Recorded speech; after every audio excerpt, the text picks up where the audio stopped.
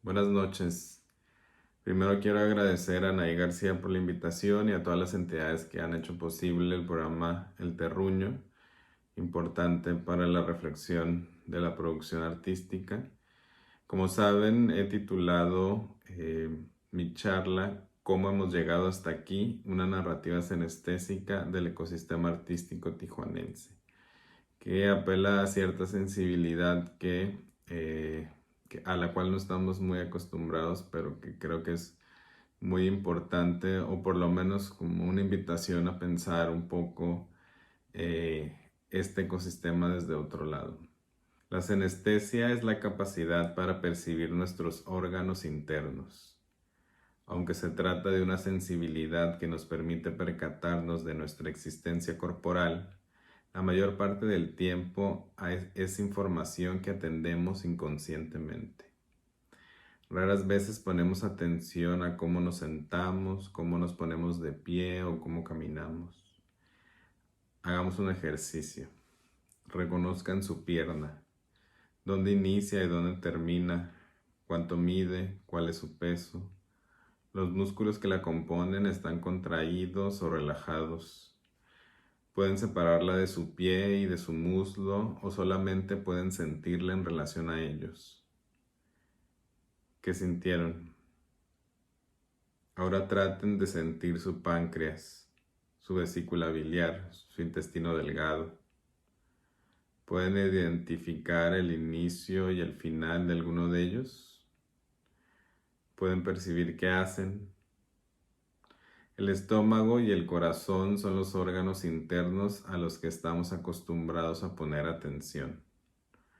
Nos da hambre o nos duele el estómago. El corazón nos palpita rápido o despacio. Pero sabemos dónde acaban, dónde inician. Podemos intentar percibir su tamaño y su relación con otros órganos, como hicimos con nuestra pierna. Pasa lo mismo con el ecosistema artístico.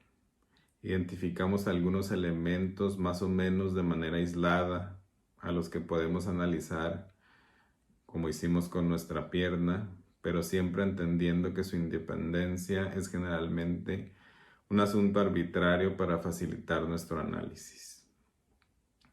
Hay otros elementos menos definidos, como nuestro estómago, que aunque lo sentimos y le podemos poner nombre a esas sensaciones, como el hambre, el dolor, la satisfacción, no estamos entrenados para determinarlo de manera precisa. Finalmente, existen los páncreas o las vesículas biliares del ecosistema artístico, que sabemos que existen y que son importantes para el funcionamiento sistémico del cuerpo, pero que simplemente no somos capaces de sentir. Me parece que en relación al ecosistema artístico, en cualquier espacio, lugar, ciudad, pues de alguna forma estamos, al estar inmersos o al formar parte de este ecosistema, como de un cuerpo, pues hay que desarrollar cierta sensibilidad para poder atender, para poder percatarnos de las especificidades de estos órganos, ¿no? Y obviamente también saber que no generalmente va a ser una lectura subjetiva y no tendremos, digamos, como la totalidad del panorama. Siempre va a haber un sesgo, pero eso también es importante porque cada uno de los integrantes de este ecosistema van a ver cosas distintas, ¿no? Tijuana es una ciudad diseñada desde fuera. La curadora Olga Margarita Dávila, en su texto Tres pisos de tiempo, publicado en el catálogo de la exposición Obra Negra, una aproximación a la construcción de la cultura visual de Tijuana, que curó junto a Carlos Achida para el Centro Cultural Tijuana en el 2011, describe las características de fundación de Tijuana, dando cuenta de un contrasentido que basa en el encontronazo que supone que una ciudad recién creada sea promocionada con el eslogan "Come and visit the old Mexico", anuncio diseñado para atraer al turismo estadounidense. Esta exposición fue muy interesante porque ha sido como de las más ambiciosas en tratar de relatar todo este proceso desde la fundación de Tijuana y la visualidad hasta llegar hasta pues los días del 2011, hace 10 años, ¿no? La fecha oficial de la fundación de Tijuana es el 11 de julio de 1889. La entrada en vigor de la ley Volstead, popularmente conocida como la ley seca, en 1920 en Estados Unidos, que prohibía la venta, manufactura y transporte de bebidas alcohólicas en territorio estadounidense, definió el carácter de destino turístico de la joven ciudad. Esto propició un turismo que buscaba el alcohol y la festividad que supone su consumo. En 1924 se inauguraron el Hipódromo de Tijuana y el Foyeren Club, sitios de apuestas y diversión. Con el auge del juego, la bebida y el espectáculo, para 1928 apareció el Casino de Aguacaliente, hito de glamour y ostento de reconocimiento internacional que iba a terminar sus días en 1938, después de la prohibición de los juegos de azar en el país por el presidente Lázaro Cárdenas y su consecuente expropiación para albergar un complejo educativo. El Casino de Aguacaliente va a ser muy importante también en el desarrollo, sobre todo, por ejemplo, de las artes escénicas en relación al espectáculo, ¿no? O sea, como el baile, el canto, incluso producciones cinematográficas se llevan a cabo en este casino. Se va a ir configurando para responder como una ciudad de servicios turísticos, ¿no? Hay como unas publicidades que la llaman la París de Norteamérica, ¿no? O sea, Tijuana la París de Norteamérica, como en esta sensación o en esta idea, más bien en esta idea pues de glamour y de diversión y de cosmopolitismo, etcétera, ¿no? Pero ahí no acabaría su perfil de ciudad proveedora de servicios extranjeros, pues para 1961 se implementó el Programa Nacional Fronterizo PRONAF por petición del presidente Adolfo López Mateos, el cual, abro cita, tenía los propósitos de promover el desarrollo económico y social en las regiones fronterizas de México y transformarlas en una vitrina para los visitantes extranjeros, así como fomentar vínculos económicos y sociales más estrechos con el resto del país. Termino cita de Antonio Bermúdez. Después, en 1965, se implementó el Programa de Industrialización de la Frontera, PIF, que promovió la presencia de la industria manufacturera estadounidense en México, concentrada en su frontera norte, principalmente a través de la exención de impuestos a la importación de materia prima y la eliminación de restricciones a la inversión extranjera. El PIF fue el precursor de la industria maquiladora en la región, proceso que se afianzó con la entrada en vigor del Tratado de Libre Comercio de América del Norte en 1994. El Telecan o el NAFTA, como se le conoce también por sus siglas en inglés, pues es uno de los tratados como muy conocidos, ¿no? Cuando entra en vigor el 94 y lo que sucede con la apertura, entre comillas, de las fronteras. Y el impacto que tuvo no solamente a nivel, digamos, comercial, sino a nivel del imaginario nacional, cómo entran como todas estas otras mercancías, etc. En Tijuana, de alguna manera, esto ya se vivía desde antes del Telecán, porque había como esta facilidad de cruzar y consumir los productos estadounidenses, el imaginario, incluso las señales de televisión, etc. Como que radio cruzaban la frontera, ¿no? Y podías consumirlas. Sin embargo, me parece importante los programas anteriores, ¿no? Que están como mucho más enfocados a la industrialización. Que en un primer momento Tijuana es una ciudad de servicios para la fiesta, para los juegos de azar, etcétera, ¿no? Como para el ocio.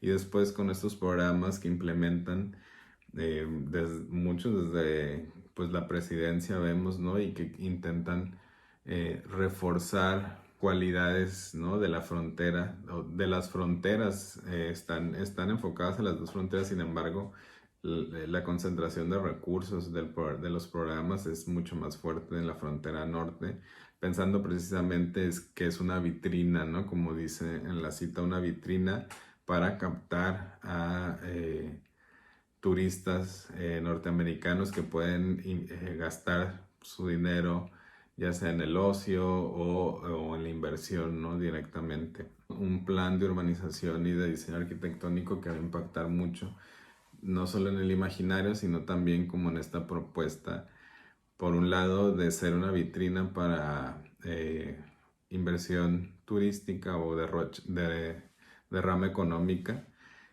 y al mismo tiempo también como una mexicanización de la frontera, ¿no? Como, porque también se presenta mucho o se intentan generar producciones, por ejemplo, en Ciudad Juárez, en el PRONAF, que hay este Museo de las Culturas. Hay una, digamos, reconfiguración que aún cuando se sigue diseñando, ¿no?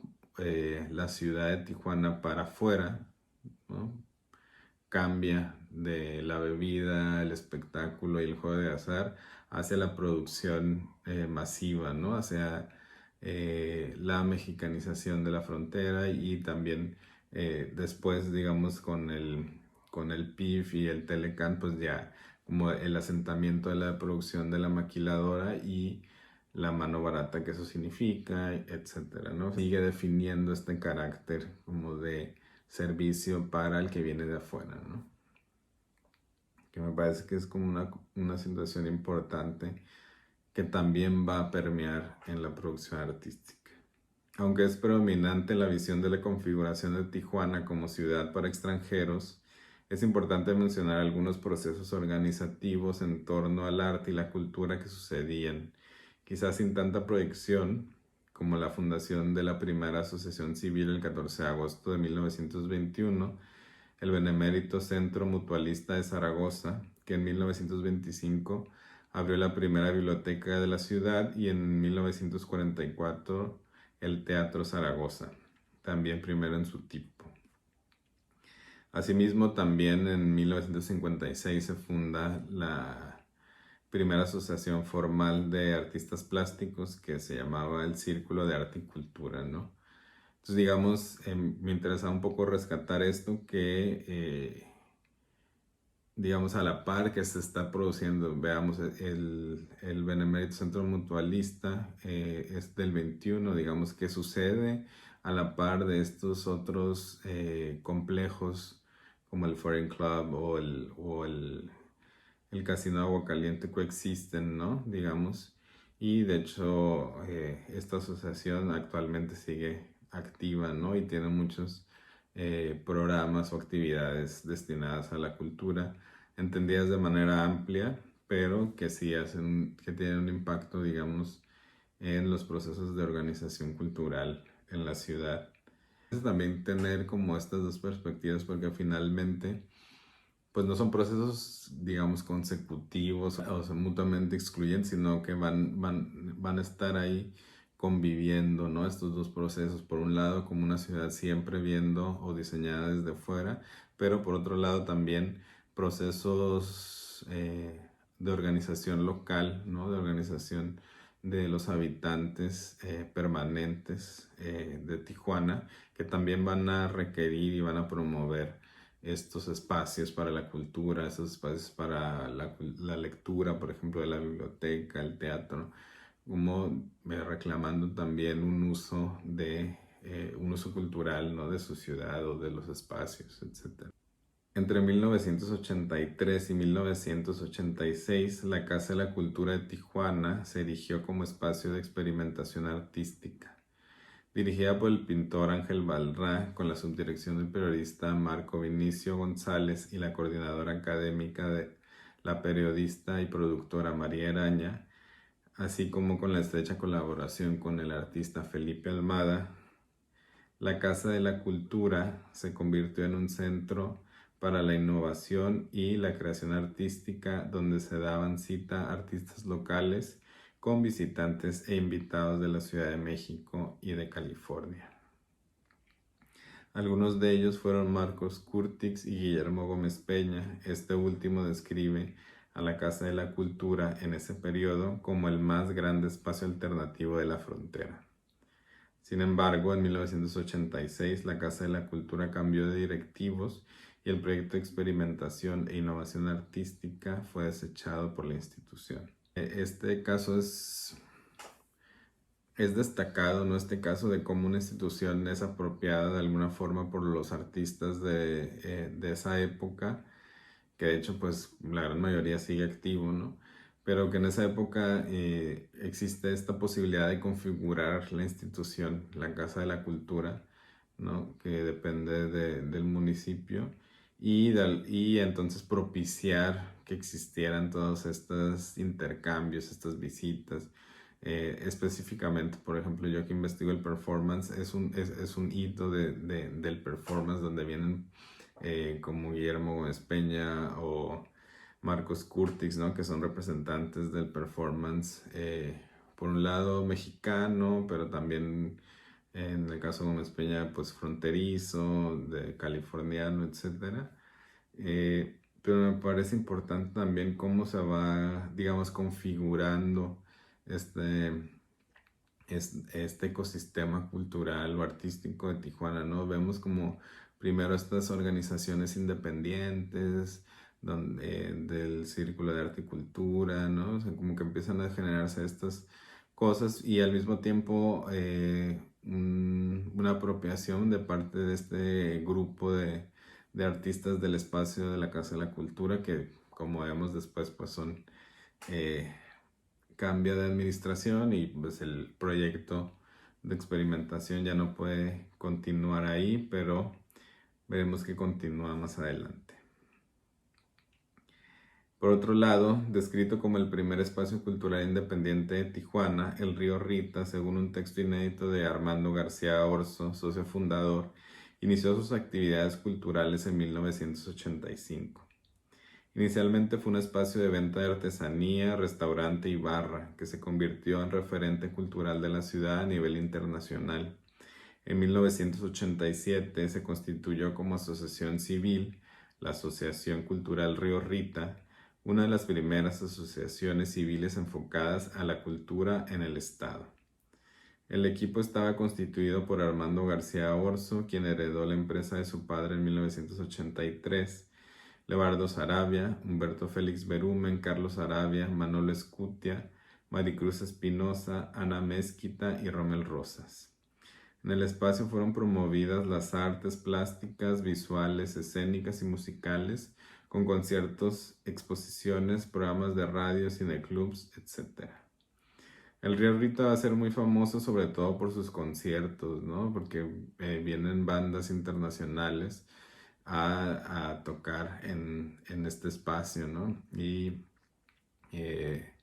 pues va a ser, digamos, emblemático de las expresiones culturales y de la fiesta, ¿no? Como un espacio independiente y que albergaba pues toda esta variedad de disciplinas, no era solo a lo mejor como en la Casa de la Cultura que sí estaba más enfocado a las bellas artes, digamos, y en el Río Rita hay como esta expansión donde pueden presentarse conciertos, pueden presentarse obras de teatro, pueden presentarse exposiciones de diseño gráfico también, ¿no? Hay como toda esta como movilidad y apertura en lo que se presenta y pues también como está en el centro de Tijuana, pues la fiesta y como toda esta afluencia de personas era como muy importante, ¿no? El Nopal Centenario fue fundado en 1989 por el artista Felipe Almada como espacio alternativo dedicado al arte. No obstante, habitantes de los bungalows que se encontraban en el patio del lugar, el Jardín de las Delicias, como ellos le llamaban, entre ellas Carmela Castrejón, Gerardo Navarro, José Hugo Sánchez y María Araña, que eran artistas, y a María ya la conocemos de la Casa de la Cultura, narran que ese espacio era su casa antes de ser un espacio público. Navarro refiere en su texto Tijuanatomía que fue residente desde 1985 y que se experimentaba una convivencia cotidiana entre artistas y amigos que visitaban a Almada, que era el fundador y dueño del espacio.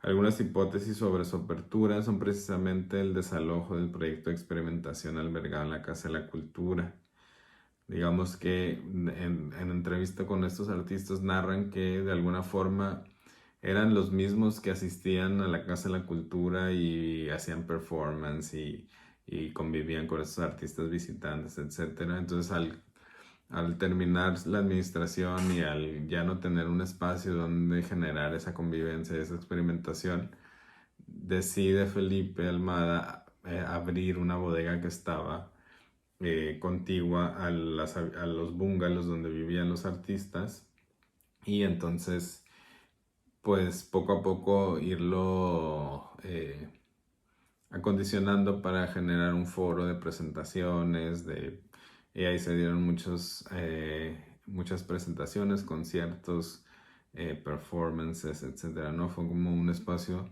vital para el arte, digamos, visual, ya excedía la plástica, ¿no? Porque ya no era solo pintura o escultura, sino ya incluía el performance, la poesía, ¿no? O sea, como que toda esta interdisciplina o multidisciplina, ¿no? El cierre del Nopal Centenario ocurre en 1993 debido a la muerte de Felipe Almada, ¿no? Y cabe destacar la importante labor de la mecenas María Gloria Bujasán, quien apoyó a muchos artistas en este periodo, ¿no? Entonces terminamos este primer periodo en los 90 y vamos a entrar a un segundo periodo que se titula, bueno, tercer periodo, no sé, ahí estamos ahí como, digamos que pues no son periodos aislados, o como decíamos, no son momentos donde una configuración es predominante, pero no excluyente. Se titula este apartado Nueva Meca Cultural. Tijuana fue nombrada en el 2002 por la revista Newsweek una de las nuevas mecas culturales mundiales. Sin embargo, para aquel momento el proceso de visibilidad internacional de la Tijuana Cultural había iniciado por lo menos 10 años antes con el Festival de Arte Público Insight en 1992, que fue celebrado en Tijuana y San Diego hasta el 2005, completando 5 ediciones. El tema del festival era la frontera y sus formatos se enfocaban en la intervención del espacio público a través de la instalación, el performance y en procesos comunitarios dirigidos por artistas. Para Gerardo Navarro, Insight contribuyó a la institucionalización y despolitización del arte fronterizo por medio de la atribución de un discurso compatible con el mercado internacional. El carácter fundacional de Tijuana como proveedora de servicios para extranjeros se renueva ahora con la oferta de contextos sociales que encarnan fenómenos como la migración, la explotación laboral y la violencia de género. La violencia de género se torna un laboratorio para ensayar soluciones sociales que resultan en productos para el sistema del arte, amparándose en la utopía de una autonomía de la creación artística para otros fines. Estoy citando a Navarro y también en la última frase es una cita de Olivier Debras. Aquí hablamos ya de Insight, que es este festival que de alguna manera le dio muchísima visibilidad a Tijuana como una ciudad cultural, como una ciudad que produce arte, pero también como una ciudad donde suceden muchas cosas a nivel social que pueden ser insumos para la producción del arte contemporáneo, ¿no? Existe con todo este proceso del Tratado de Libre Comercio, ¿no? Y cómo va a ir modificando el asentamiento de las maquiladoras, la precarización y feminización del trabajo, como esta configuración, ¿no? Esta configuración donde ahora sí hay como un ecosistema mucho más robusto institucionalmente, ¿no? Está el Secud relacionado con este festival, están instituciones de San Diego, ¿no? También hay como una mancuerna interesante, una configuración interesante entre estos dos lados, y va a producir pues este festival que de alguna manera fue muy importante para el desarrollo profesional de las artes en Tijuana, pero al mismo tiempo cuando se termina el 2005 y que se muda a la Ciudad de México, ya con una perspectiva muy distinta, pues sí deja como un vacío, ¿no? O sea, como que de alguna manera otra vez es como ese boom que otra vez que implosiona para ya dar paso como a una configuración distinta y a un periodo, pues sí, como de reordenamiento, ¿no? De recuperación de todo esto, esta efervescencia que después deja de existir, ¿no? Si bien Insight tuvo sus intereses puestos en funcionar como proyecto de visibilidad para la economía de San Diego e insertarse en el sistema global, es ineludible el impacto sobre la producción artística local, colocando a Tijuana como materia para los procesos de reivindicación del otro exótico que el mundo del arte está experimentando desde los años 70. Las exposiciones Tijuana la Tercera Nación y Tijuana Sessions, ambas realizadas en el 2005, digamos ya para la Feria Arco de Madrid. Digamos que está sucediendo el último festival o la última edición de Insights en el 2005, pero en el 2005 también está esta otra evento, Tijuana la Tercera Nación, que fue como muy criticado, pero al mismo tiempo celebrado, que llevan a un contingente de artistas a, a la Feria de Arco en Madrid, y también Tijuana Sessions, una exposición que también participa como de este evento, ¿no? En Madrid. Eh, y bueno, se hace así como, digamos, es como uno de los últimos grandes eventos internacionales donde Tijuana es así como la figura que está presente y que todos quieren conocer y que quieren saber el arte y quieren saber cómo se relaciona con la frontera, etcétera, ¿no? O sea, como que hay toda esta efervescencia y toda esta tensión todavía en este año. Y bueno, se marcaba el carácter de exportación del arte hecho en Tijuana, ¿no? Y después esta visión va a ser reforzada con Strange New World, que va a ser una exposición que que produce el Museo de Arte Contemporáneo de San Diego y que tiene una itinerancia a Washington y a otra ciudad de Estados Unidos. Y que digamos que también incluye, pues es una revisión del arte en Tijuana, ¿no? Del arte y el diseño en Tijuana.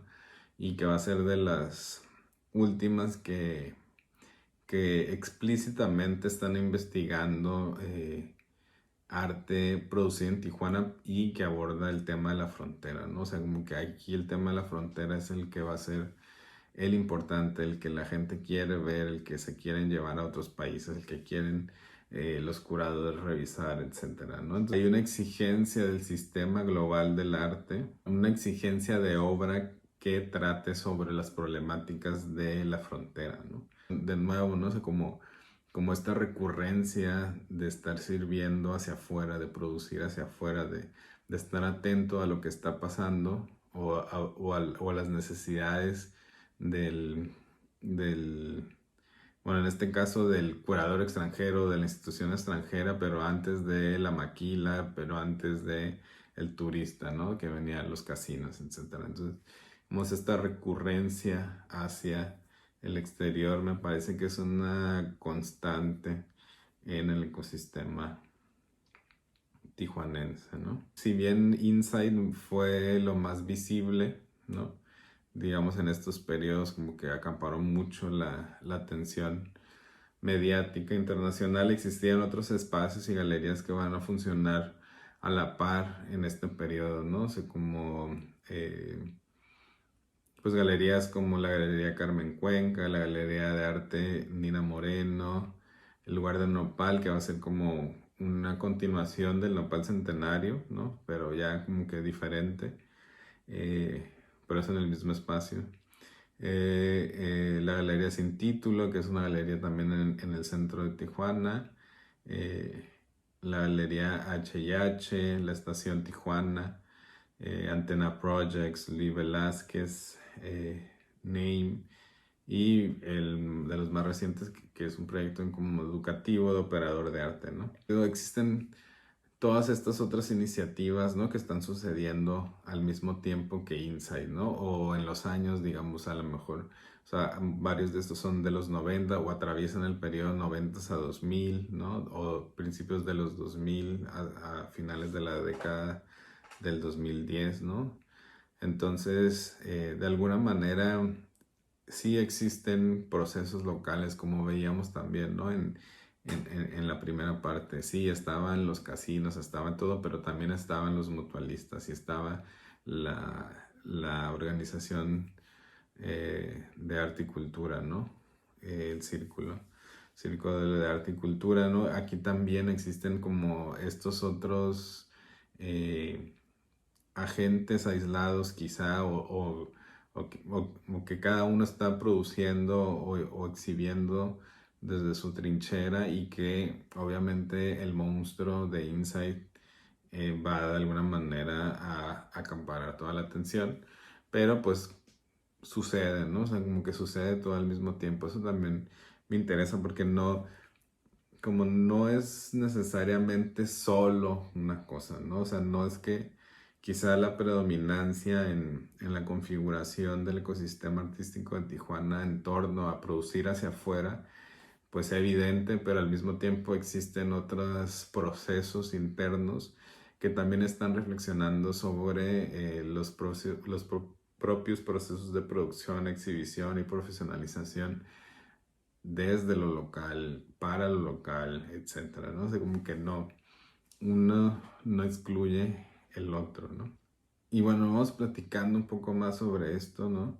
Eh, ya, aunque tengo escrita algunas partes, me gustaría como hablar un poco más, porque estos son unos procesos mucho más recientes, ¿no? Y que de alguna manera a mí ya me toca estar involucrado, digamos, hasta Insight no me toca como alguien dedicado al arte, ¿no? O sea, Insight era cuando yo todavía pues, era un niño o adolescente.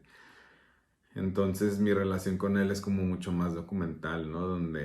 O con todo este proceso, obviamente hacia atrás de Insight, de la Casa de la Cultura o de los lugares del Nopal Centenario, etcétera, pues hay una relación documental o de testimonio que he ido rastreando poco a poco.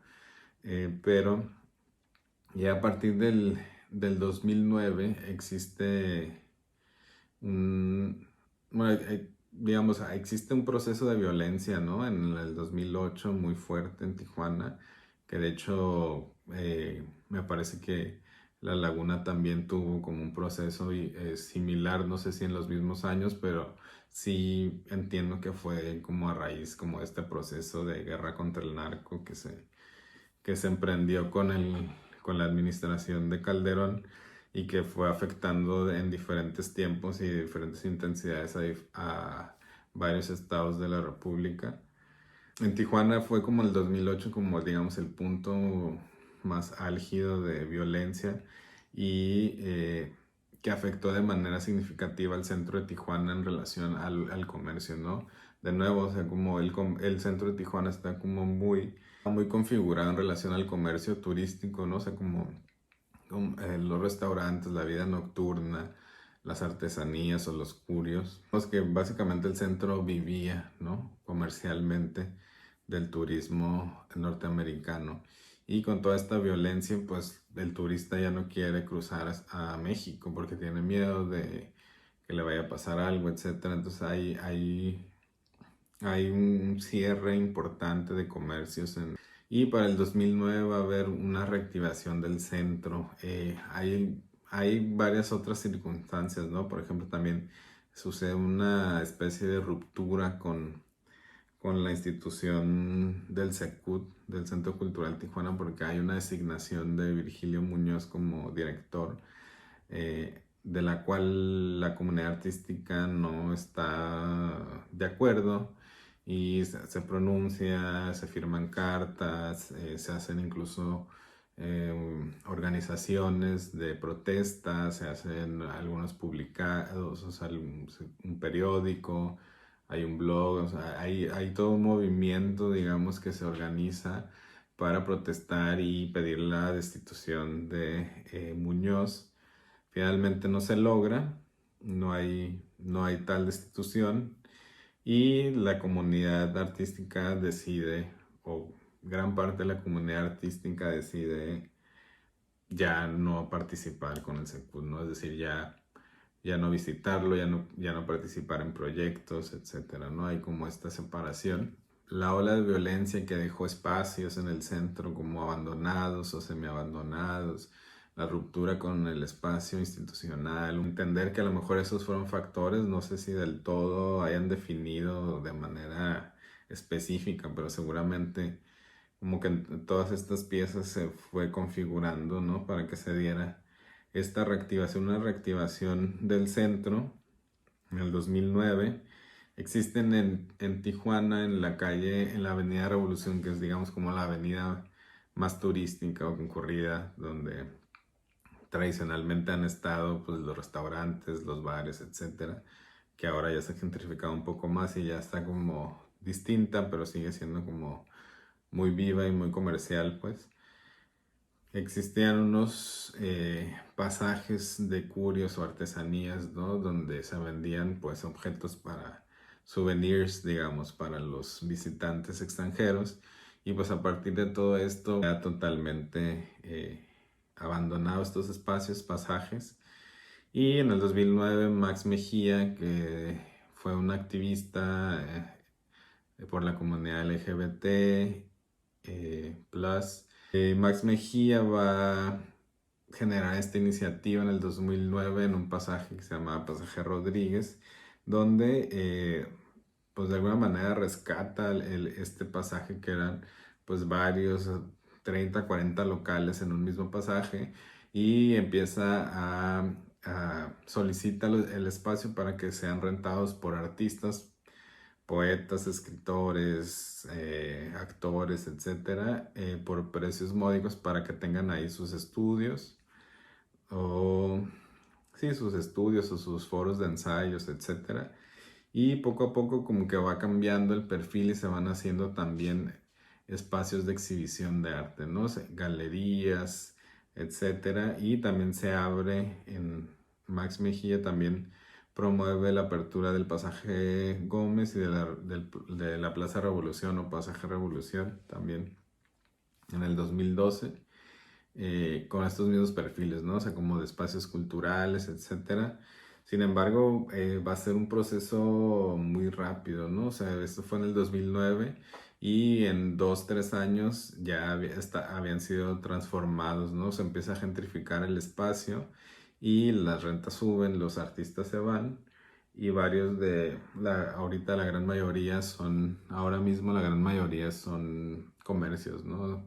Cafés, librerías, eh, otros comercios, o se usan cervecerías, etcétera, ¿no? Entonces, digamos que cambia de manera rápida, ¿no? Y nuevamente, ahora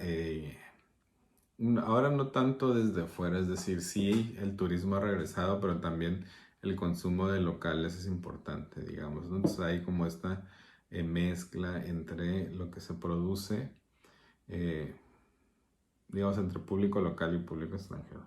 En una de las plazas en Plaza Revolución permanece un espacio de exhibición 206 Arte Contemporáneo que ya lleva 9 años funcionando, que ya inauguraron otra nueva sede, es decir, se mudaron del centro y se cambiaron a otro lugar de la ciudad que inauguraron este año precisamente. Este espacio está dirigido por Melissa Arriola y Mónica Arriola, que son arquitectas y artistas, y entonces se han enfocado en la promoción de artistas emergentes bajacalifornianos, ¿no? Como dándole a muchos de ellos como sus primeras exposiciones individuales. Digamos que hay una nueva reconfiguración en este proceso, porque curiosamente van a empezar a surgir otras iniciativas, ¿no?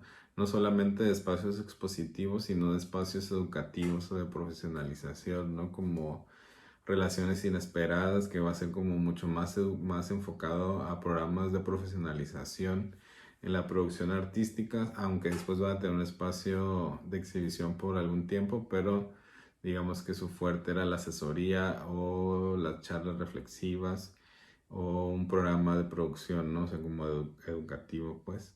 Y bueno, este estaba dirigido por Ingrid Hernández y Abraham Ávila. O sea, existen otros espacios, ¿no? Como Tea in China Project Space, que estaba dirigido por Meli Barragán y Daniel Ranova. Es un proyecto que inicia en China porque los artistas viajan a China y empiezan a producir desde allá y entonces hacer un espacio de exhibición y residencias, etc. Después reciben un apoyo de la federación y regresan a Tijuana a abrir un espacio de exhibición en la Revolución que dura aproximadamente un año activo, que va a terminar con una exposición en el Secut. Otro de los espacios que es de Slave, que ese ya es hasta el 2017 se inaugura, porque digamos que participa de esta dinámica, ¿no? Donde están todos estos eh, procesos sucediendo al mismo tiempo. Slave pues va a estar dirigido por Andrew Roberts y Mauricio Muñoz y pues va a tener un perfil como mucho más enfocado a artistas emergentes y también a un proceso como muy intervencionista en relación al espacio expositivo, ¿no? O sea, como que el espacio expositivo lo transforman de manera completa con cada exhibición, hay toda una propuesta y un interés también por participar de dinámicas, por ejemplo, con la Ciudad de México, con Los Ángeles, internacionalmente, ¿no? Hay como toda esta pues sí, visión hacia una expansión más allá de la ciudad de Tijuana. También va a estar Periférica, la cual fui parte y que era eh, una organización sin espacio físico, sino más bien que hacíamos proyectos para espacios específicos, ¿no? Pensando un programa educativo, por ejemplo, de crítica para el Centro Cultural Tijuana, un proceso de exhibición para Salón Acme, un proceso de exhibición para Material con 206 Arte Contemporáneo, etcétera, ¿no? O sea, como que era más bien una organización de proyectos que buscaban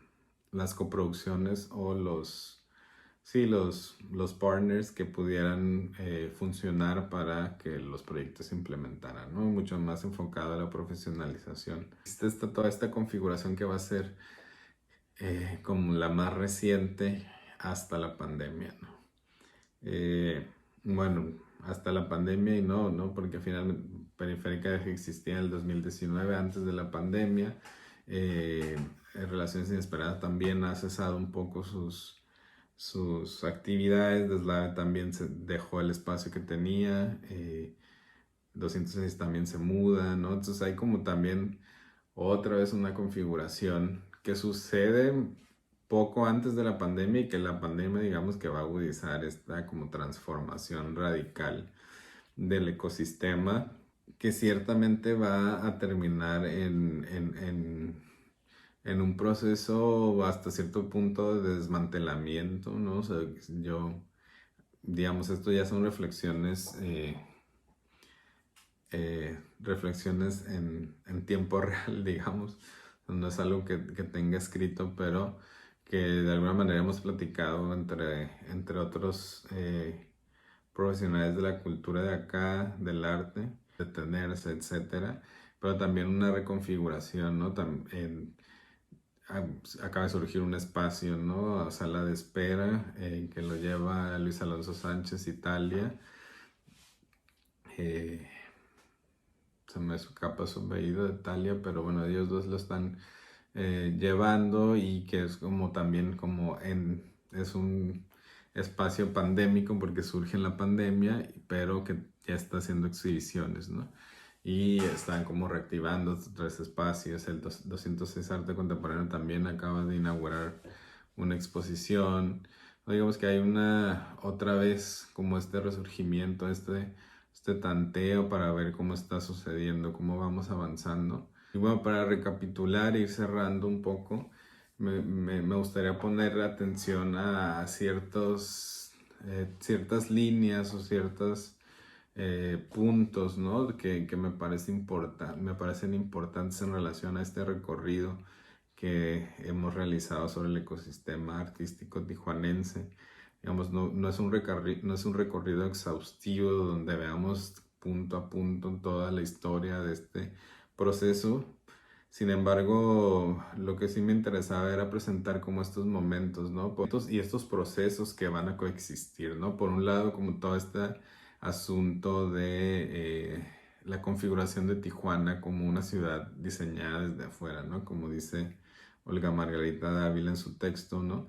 De cómo desde su fundación va a ser una ciudad configurada para dar servicios al extranjero, ¿no? Al turista en un primer momento, pero después a la maquiladora y después a el proceso del arte global encarnado en INSA y en otras exhibiciones, ¿no? Y después, que eso me faltó comentar un poco, cuando existen otra vez esta reactivación del centro, esos pasajes también, hay una gran atención del extranjero hacia Tijuana, ¿no? De Estados Unidos, muchos periodistas, muchas notas sobre Tijuana en relación a su gastronomía, a su producción cultural, a su gentrificación. Bueno, no le llaman gentrificación, ¿verdad? Pero empiezan a reportar otra vez todos estos procesos, ¿no? Que parecen de nuevo interesantes para el extranjero. Entonces ahora ya